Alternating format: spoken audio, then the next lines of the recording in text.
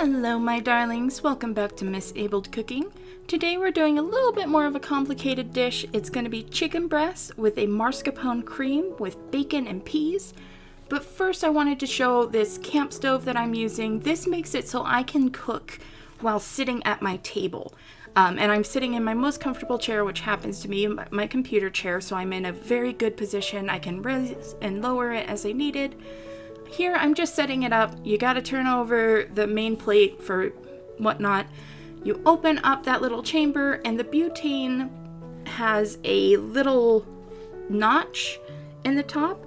You match the notch to the tab that I'm pointing at there, and then press down on the locking mechanism that locks it in place so that it doesn't go anywhere. We don't want butane going over. And then you just turn the heat adjustment all the way over to light, and then adjust as needed.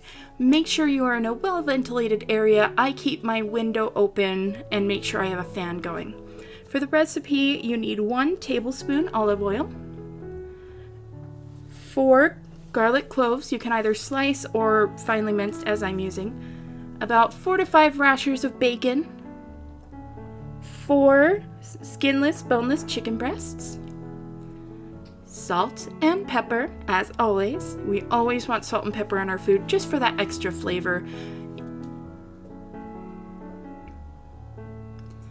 I'm deciding what I need here. So 1 cup of white wine. If you don't drink wine, that's perfectly fine. Just use bouillon or chicken stock. In addition to that, you'll need another cup. If you're using chicken bouillon, another cup. You'll need a cup of chicken broth.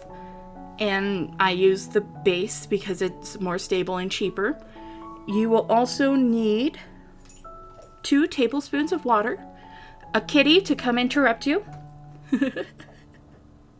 2 teaspoons of all-purpose flour, 2 tablespoons of mascarpone cheese, 2 to 4, I like to use 4, and then 1 cup frozen green peas on their way to thawing. I usually take them out of the freezer and let them thaw as I'm cooking. So let's go ahead and get cooking here.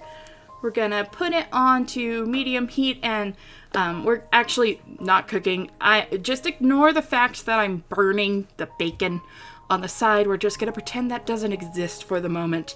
I'm showing you how I like to cut bacon. I don't like the feel of bacon on my hands, so I use food grade gloves. And I use a pair of kitchen shears to cut the rashers 2 at a time into just bite-sized pieces or slices as you need. I find this method is a lot more convenient than trying to slice because it dirties less. And I don't have to clean more. Well, my dishwasher doesn't have to clean more. Okay, and we're just going to pretend like that garlic thing never happened. And we're putting in the olive oil and then the garlic. I'm just using, so like I said before in my last video, if you saw it, about 1 tablespoon equals a clove. So this I'm going to use roughly 2 to 4 tablespoons. I like garlic, so I'm going to use the 4. And then I have a splash guard because since I am sitting at my table, the oil does splash a bit and there is a risk of it getting on you, so I use a splash guard, and when I pick it up to stir, I actually hold it over my face, like in front of my face, kind of like a shield, and you can see through it so it works fairly well for me. You want to mix up that garlic, keep an eye on it, don't burn it, until it's nice and golden brown and fragrant. And then we're going to drain off the excess oil here and put it in a bowl. I put a paper towel at the bottom of the bowl just to soak up that extra fat and oil that we don't need. Next, we're going to be cooking that bacon. Throw it in the pot. And then make sure if you use a bowl or a plate to get that out of the way because it is contaminated by the porky goodness, but that raw pork anyways. I'm using the splash guard again because bacon does produce a lot of fat. Another option you can do is actually to bake the bacon in the oven on a aluminum lined cookie sheet at 475 for about 25 to 30 minutes. Just keep an eye on it. Start checking after about 25 to 30 minutes and see where it is to your preferred doneness. It's a lot safer way of cooking bacon, and when I don't slice up the bacon, I usually cook it that way. If you cook it that way, then just break the bacon into pieces when you're done. Salting and peppering the chicken. Doing one side, flipping it over, and then gonna salt and pepper the other side. Stir the bacon, because there is nothing sadder than burnt bacon. Salting and peppering. And setting aside until that bacon is done. Just keep mixing the bacon, keep an eye on it, don't go wandering away until it's nice and crispy and got that dark brown hue and all the Maillard deliciousness. Once again, we're going to drain that as much as we can and put it into the same bowl as the garlic, because we're going to be putting that back in the sauce at the same time. So why dirty another bowl when you could just use the same one? And again, that paper towel is just going to wick the excess fat. Now we're going to put the chicken in. I'm just doing 2 at a time because they're so big. And when you're putting anything into fat, put it in gently away from you. If you put it towards yourself, there's a chance of it splashing up on you. But if you lay it in the fat away from you, then there's less chance of that fat popping up and hitting you. And I'm putting the guard back on, checking occasionally. After about 4 to 5 minutes, I checked on it to see how the crust was coming on the bottom of that chicken. We want a nice, crunchy, brown crust on that chicken. While I'm waiting for the chicken to cook, I'm just going to add my bouillon base to the water. It's just doing multiple things at once so that there's less to do later on. This isn't a step that you have to do. You can absolutely add that base directly after you add the water to the pot. But this is just what I did. It changes from day to day what I do in that situation. Checking that again. It's been about 8 minutes now. And see that lovely brown crust on the chicken. Flip them over and go for another 5 to 8 minutes, checking as needed. If you have thinner pieces of chicken, you don't need to cook it for as long. But I have pretty robust chicken breasts. She must have been a triple D.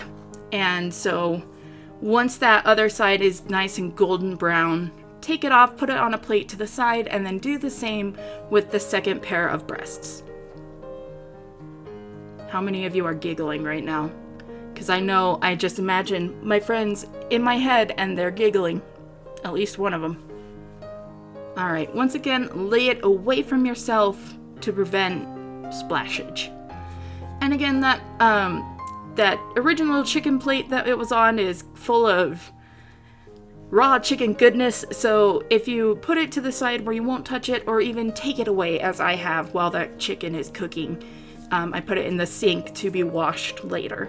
Just so it's away from the cooked food. We don't want cross-contamination. Pull out those chickens, and then I'm going to use 2 pieces of paper towel that were folded up. I put it down in the fat and then press down with my tongs. Make sure to sop up as much of that fat as possible and then just throw it away because we don't need that anymore, and it's safer than trying to pour it out into a vessel.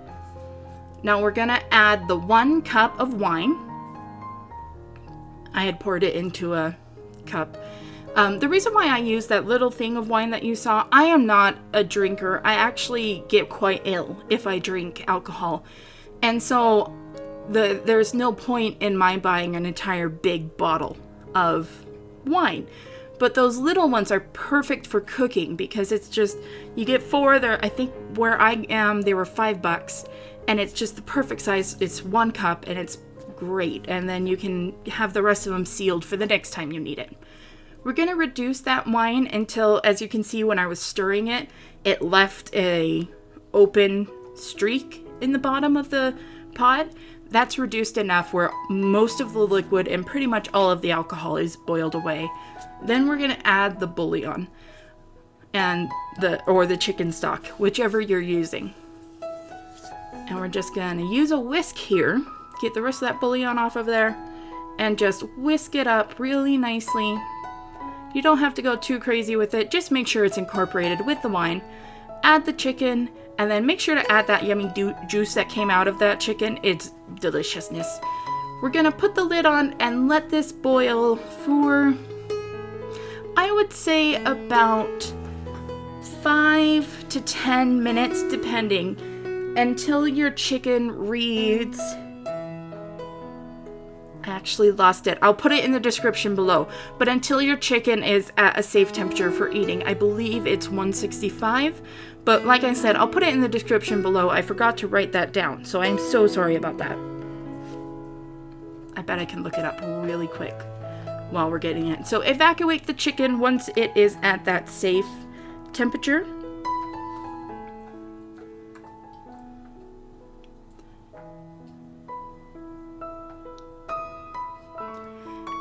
And then once you get it evacuated into a different vessel, I have it on a plate here, cover it with aluminum foil just to keep that chicken hot, to keep it warm. Ha! I was right. It is 165 Fahrenheit, 75 degrees Celsius. Set the chicken aside. We don't need it right now. It is done cooking, so make sure you have it at the proper temperature. And now we're going to make our sauce. So you need 2 to 4 tablespoons of mascarpone cream. Mascarpone, you can use cream cheese instead if you can't find mascarpone or if it's expensive or something. And I'm just going to do 2 heaping tablespoons here because I love this stuff. I think it's delicious and this sauce is just yummy. Yumminess. Gonna add that into the sauce. Keep it at like a medium temperature here because we need to melt that cheese into the broth wine mixture. Just mix it in there. It's gonna take a little bit. Just be patient. You can stop mixing every now and then and take a break if you need to, or just use a spatula to mix it every once in a while.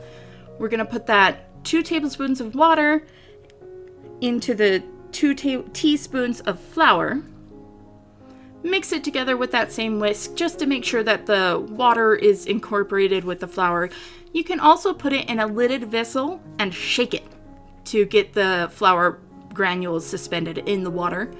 And then pour that into our cream mixture. This is our thickening agent, and so it's gonna make the sauce stick to the chicken and everything. We need to cook this until that raw flour is cooked through. So you'll be able to tell by kind of the smell and then also the consistency of the sauce. You'll see here how the bubbles kind of stay. You can see where the bubbles were for a moment. Once you get to that consistency, we're gonna put in our bacon. We're gonna put in the garlic and the paper towel. Wait, not the paper towel. Hold on to the paper towel. It wanted to escape too.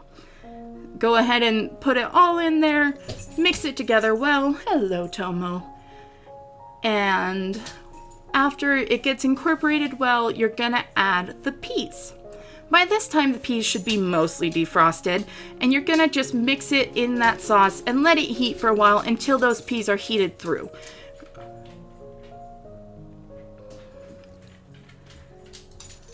And I made some roasted potatoes to go with this. You can do mashed potatoes, you can do rice, any form of starch that you like, or even a salad would be really delicious. I'm gonna plate the chicken here, take a piece of one of the chicken breasts, put it on the plate, and then top with the sauce. And let me tell you, this is so delicious. You want to make sure to get plenties of bacon, obviously, and peas, because the peas add a really nice freshness, and the texture is really nice in this sauce. So just, thanks, Tomo. Yeah, I know, I'm talking to my computer again. But anyways, this is that mascarpone. I hope you really like it, the mascarpone chicken. Thank you guys so much for watching. I'm so excited, and we've got plenty of videos coming that are going to be so much fun. I can't wait to see you guys again next week, and love you!